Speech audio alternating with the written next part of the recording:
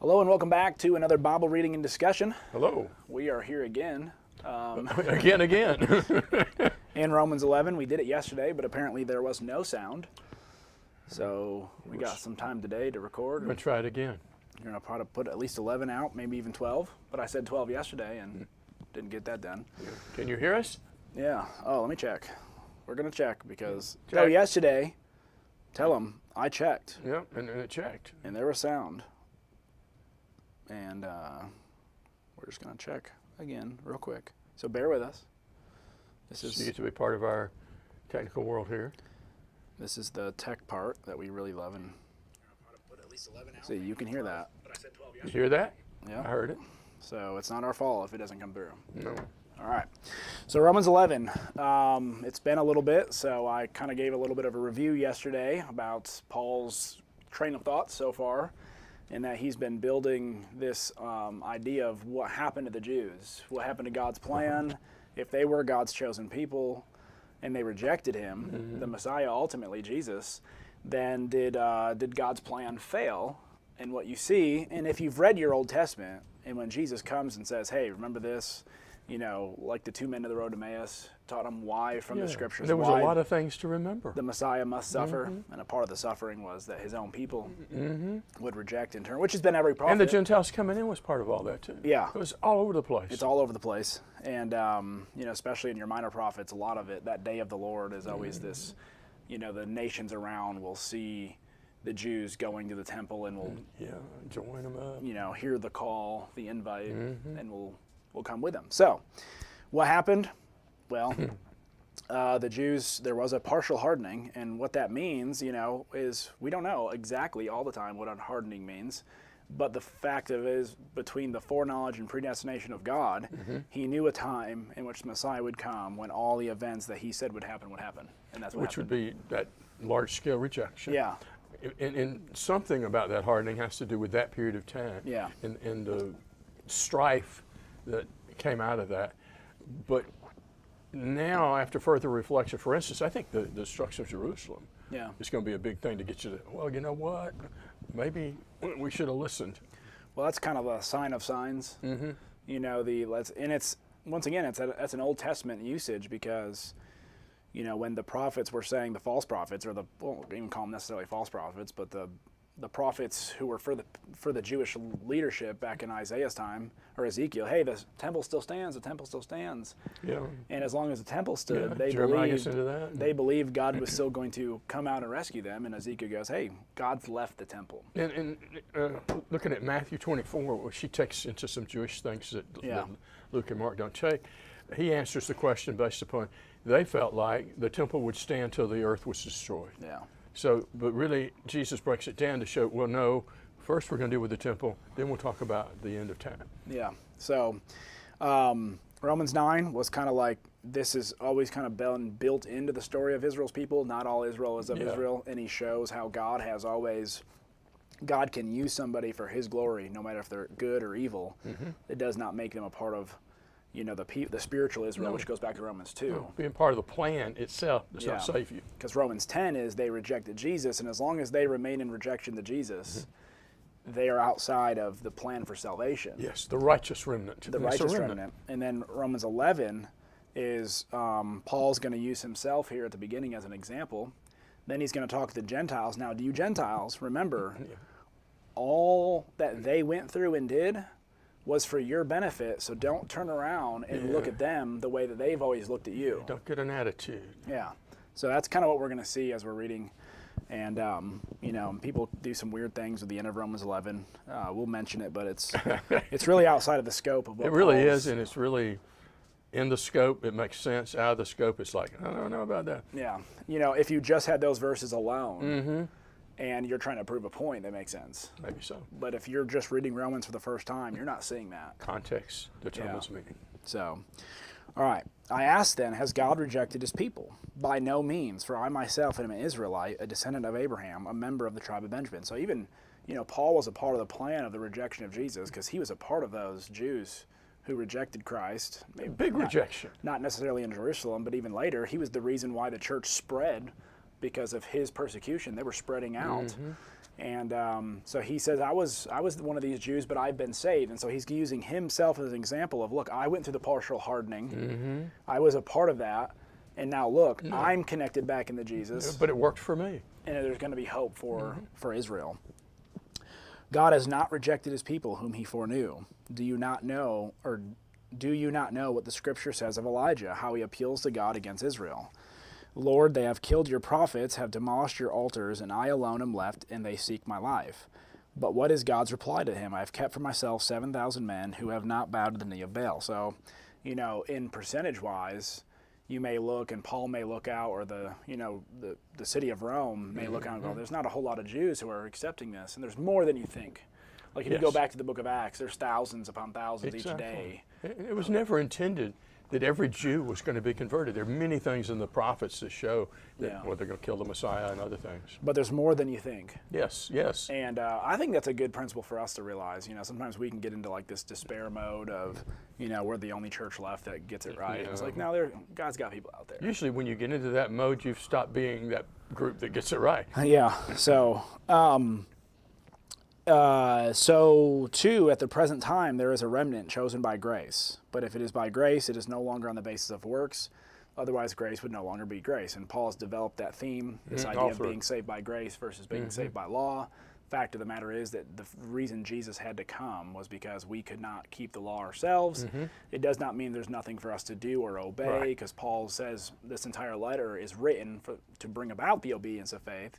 So for him to say obedience is nothing later on in the letter would not the make beginning and the sense. end of it, he says he's about the obedience of faith. Yeah, but there's a theme here of being saved by grace, being saved by Jesus and his blood, versus you being righteous You do it enough and you're good enough and you say, here I am. to save yourself. And that's the Jews' problem. And that he dealt with that in Romans 10. The Jews thought salvation, the law was the end, right? But Christ was the goal of the law. Paul will ask, do you teach others and not teach yourself? Yeah. And the answer is, well, no, you don't teach yourself because you think you got it made.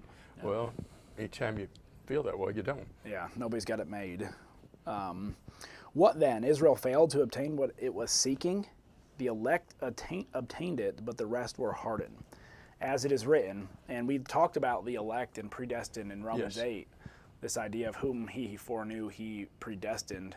And the elect, I'm very much a believer in the election of the plan. Though he knew the people who would choose the plan, there was still a plan that God made before the foundation of the world. Before Adam and Eve even sinned, there was a plan that was put in place that God has always said, this is the way salvation is going to be had. And those who are in Christ, right, are those who will be saved. I think it's time for a UT football illustration. Okay. There are people playing on the football team at UT right now who there is a way in which they were predestined to play. Yeah. Because there's a certain thing that had to happen for people to be on the team. Whoever was on the team was the beneficiary of the plan, and they were consequently chosen because they fit into the scope of the plan. Yeah. And so similarly with Christians, if you're going to be on the, if you will, the Christian team, if you meet what that team is defined as being, and you're in that sphere, which is basically in Christ, then you were chosen with the plan. And here's a cool thing that I think sometimes we don't always consider, and I know we've talked about it before, but a lot of people don't think like this, is because God foreknew me, let's say he foreknew that I was going to be a member, he can then do some things with me. Yes. Putting me through trials and putting me through things as an example and to either better me or, like Paul went all his upbringing helped him in his ministry because God foreknew that he would be one who would accept Jesus. Now, did he give Paul a partial hardening so that it was the right moment when Paul was saved? Could he delay it knowing Paul's... I mean, there's so much... As long as you've got it covered with the fact that God knows Yeah. you're going to come out on the other end, and it's going to be okay. Then working within that system is fair. It doesn't give you an advantage or disadvantage. It just uses you of what you had already decided to do. And so that makes God not a respecter of persons, and that makes God ultimately the sovereign God who controls all in one sense, because if he knows you won't accept it no matter what he does for you, then it's fair for him to use you like he did Pharaoh. 'cause you were He gonna be knew lost. Pharaoh. Yes. So Pharaoh's a great he's allowed to harden Pharaoh's heart because Pharaoh had that kind of heart. Yes, Pharaoh demonstrates, the Hebrew makes it very clear because of the way its word system works, that he himself decided to dig his heels in, his own choice. God uses that to harden his heart, or within the scope of his having hardened his heart, to have him glorify his name inadvertently without even trying. Yeah, and even these who are going to be hardened, we're going to see at the end of the book, they can come back from that hardening. Yes. They can be grafted back in. Yes. So. Even Pharaoh, had he decided, you know what, I've been stupid. This God is the God. I need to get on board, like Nebuchadnezzar. Yeah, he's a great example of that. So as it is written, God gave them a spirit of stupor, eyes that would not see and ears that would not hear down to this very day. And David says, let their table become a snare and a trap, a stumbling block and a retribution for them. Let their eyes be darkened so they cannot see and bend their backs forever. And once again, even that forever is, Paul's going to say, it's forever. Forever is never forever in the Bible. Like when you see the word eternal or forever, it's usually the amount of time that it takes for something to be accomplished. Yeah, an individual's life, a project, or whatever can be eternity sometimes, but context makes that very apparent. But the word itself is just whatever's going on, as long as that's going on. Well, it sounds like, like the Sabbath is an eternal covenant. Well, in the sense, it is, but there is a specific time period of that eternality. The covenant time frame. Yeah. So I asked, did they stumble in order that they might fall? By no means. So here's another aspect of it. Like and this 11 to me is one of the most powerful verses when it comes to predestination, foreknowledge. Did God, it's almost as if, did God cause them to stumble in order that they may fall? No. No. If that's the case, all this following here makes absolutely no sense. Yeah, he says, rather through their trespass. So through the foreknowledge of their trespass, God could use the stumbling. So it wasn't God, once again, God tempts nobody, right? Yeah. God tempts nobody to sin. It doesn't say through their faithfulness God decided to let them get whacked. Yeah, so if God tempts nobody to be sin, then obviously even the hardenings themselves cannot be God forcing people into sin. Yeah. It is God taking what is there, who they are, right? Yeah. And so he says, rather through their trespass, salvation has come to the Gentiles so as to make Israel jealous. Now, if their trespass means riches for the world, and if their failure means riches for the Gentiles, how much more will their full inclusion mean? And here's the thing. It's like one of those, it's coming around back, and you've already seen it. Like Paul's already demonstrating the fact that he's writing to a church who's mixed Jews and Gentiles, that this is already... So apparently, it's worked for some Jews. Yeah, it's already happening. But imagine seeing, that'd be great. I mean, imagine seeing a mass demonstration of Israel, which is still possible, bowing down to the Messiah, which is possible, absolutely, and it's great. Like we've got a mutual friend, Greg Wunderman, who you were instrumental in helping develop his Jewishness into a Messiah Jewish faith. He came to see Isaiah in particular, but the Old Testament prophets in general were actually talking about this Jesus person. Yeah, and that's great. That we have the same rich history. Just once again, it's a lack of knowledge sometimes that stops them. Once they plug that in, it's just like... Now I'm speaking to you Gentiles, inasmuch as I am an apostle to the Gentiles, I magnify my ministry, in order somehow to make my fellow Jews jealous and thus save some of them. For if their rejection means the reconciliation of the world, what will their acceptance mean but life from the dead? If the dough offered as first fruits is holy, so is the whole lump, and if the root is holy, so are the branches. And basically, essentially, Israel's faith, even their zeal for God, going back to chapter 10, that's something that can't be discounted in their life. A lot of times we look at the Jews and they didn't accept Jesus, but think about the teachings they've heard their whole lives.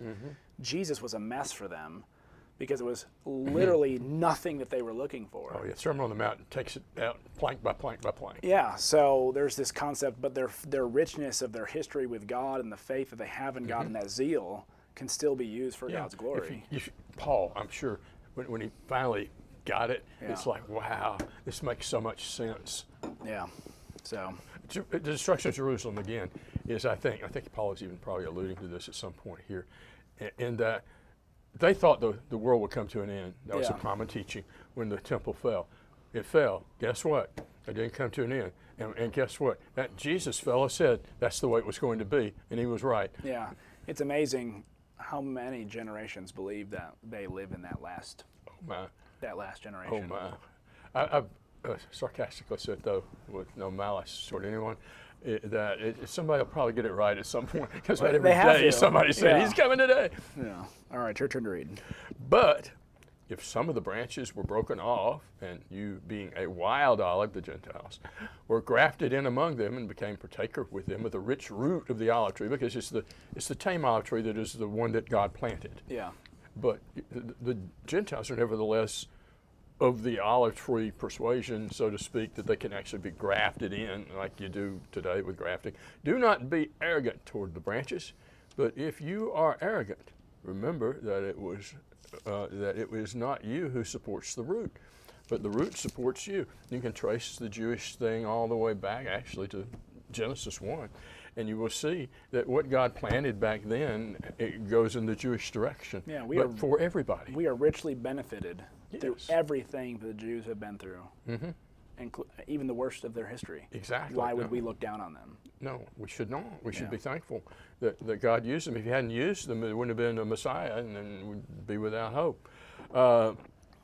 You will say then, branches were broken off so that I might be grafted in. Gentiles saying that. Quite right. They were broken off for their unbelief, but you stand by your faith.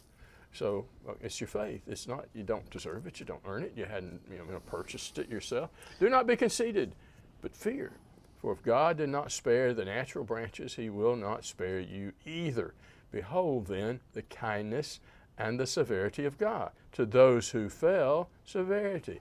But to you, God's kindness, if you continue in His kindness. Otherwise, you also will be cut off.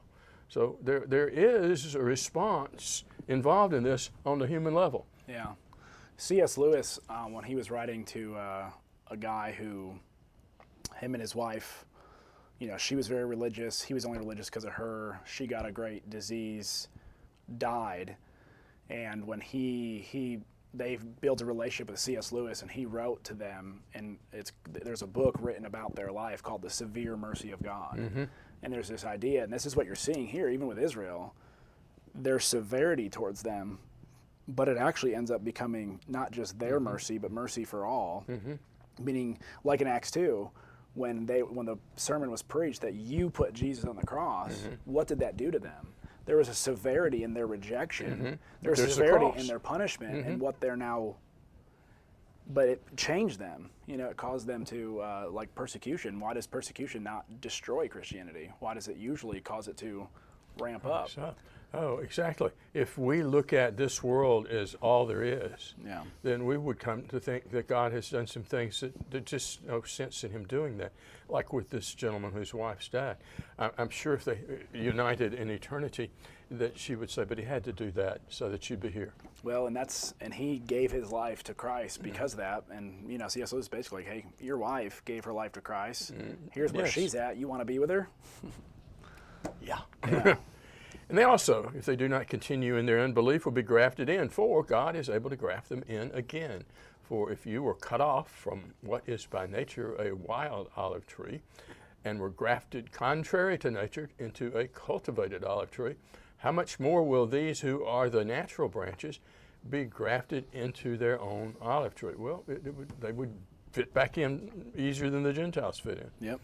For I do not want you, brethren, to be uninformed of this mystery, so that you will not be wise in your own estimation, that a partial hardening has happened to Israel until the fullness of the Gentiles has come in, until the gospel in the immediate vicinity of the Mediterranean world has spread out amongst the Gentiles, and through the persecution often of the Jews, then, I think, again, the destruction of Jerusalem will be a catalyst for this, and make them, well, you know what? We got this one wrong. Well, even in Colossians 1, where Paul talks about how the gospel has now gone out to every creature. Yeah. And what he meant by that, that's more of a corporate Yep. thing than every single person. That's not what I'm talking about. The Gentile world. It's out there, and every area of the world now has messengers. Yes, and it's only Church, little light camps, that can spread it out. let's see. Just as it is written, the deliverer will come from Zion, who will remove ungodliness from Jacob. This is the covenant with them when I take away their sins. And the deliverer is Jesus. He came from Zion, he removed their ungodliness, and there is a new covenant, which the Old Testament had talked about. that is now for everybody. Yeah, and that's the Ephesians chapter 2. The Jews needed the salvation of Jesus and the death of Jesus just as much as the Gentiles did. It wasn't just the Gentiles. No matter how bad they got, Paul started this whole gospel in Romans, this whole message, not gospel, but letter, thinking that the Gentiles and Jews were the same. There are Gentiles that are better than a lot of Jews. Yeah, but they still need Christ. But they still need Christ. Yep. From the standpoint of the gospel, they are enemies for your sake. But from the standpoint of God's choice, they're beloved for the sake of the fathers. God has feelings for people like that. They're from Abraham. And God is an emotional being. And so you don't say, oh, those Jews. You know. No, He wants them to be saved. For the gifts and the calling of God are irrevocable. For just as you once were disobedient to God, but now have been shown mercy because of their disobedience, so these also now have been disobedient, that because of the mercy shown to you, they also may be shown mercy. For God has shut up all in disobedience, so that He may show mercy to all. Well, and here's the thing, this irrevocable gift idea, these promises that were made to the Jews, first, a part of the promise was that they would reject Him when He came. So part of the promise is, but there was still hope for them. Because a lot of times if you think, well, if they rejected Jesus once, what's going to cause them to accept Him later? Is it a once and done? They've rejected Him. Obviously not. And Paul's saying, no. He goes, those promises still stand true. They still have the opportunity. We've been talking about this. They just got to accept Christ. Exactly. It's like, with respect, the can't fall from grace thing. Yeah. Well, the beauty is in the picture of it, it doesn't end with, well, suppose you did rebel and go away, like the dog returned to his vomit. You can come back. Yeah. Oh, the depth and the riches both of the wisdom and the knowledge of God. How unsearchable are His judgments, unfathomable His ways. For who has known the mind of the Lord, or who became His counselor? Or to whom has He given to Him that it might be paid back to Him again? For from Him and through Him and to Him are all things. To Him be the glory forever. Amen. Yeah, and here's what we're learning at the end. Ultimately, every single person who's going to be with God in eternity is going to be there because of the mercy and the richness of God's grace. All the way back to Adam and Eve. Yeah, and His plan is the best possible plan, I believe, to get the kind of faith that God desires. There's no other plan that could develop faith the way that Jesus did it. When people say, as they do, oh, why did He do it another way? He couldn't have done it another way. It's just the absolute necessary plan. This is the plan. And once again, do we know all that? Do we know No. why? Would we even understand it if we knew it? No. No, we just accept it. Once again, I mean, if you truly buy into the idea that there is a being that created all of the world, The I am. you've got to also buy into the idea that there are things that He will always know that even if He communicated to us, we would not understand. But He gives us a basis to trust Him. Yeah. It's like a parents with kids. Your kids, they don't know what in the world you're doing. They may think it's crazy, but they know you. You're their dad or your mom, and they can trust you. So on they go. And ultimately, that is the lesson that Job had to learn. Yes.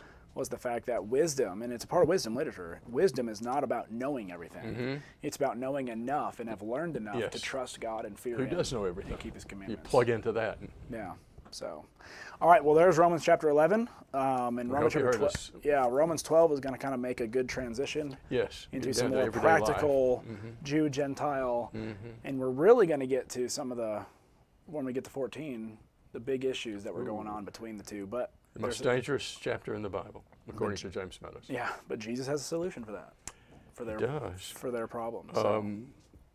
One of my favorite books is Francis Schaeffer's "How Shall We Then Live," and this is kind of chapter 12 is "How Shall We Then Live." Yeah, and well, we'll get into it when we get there, obviously. Yes. Hang on. Hang on. All right. Well, there's Romans chapter 11. We love you.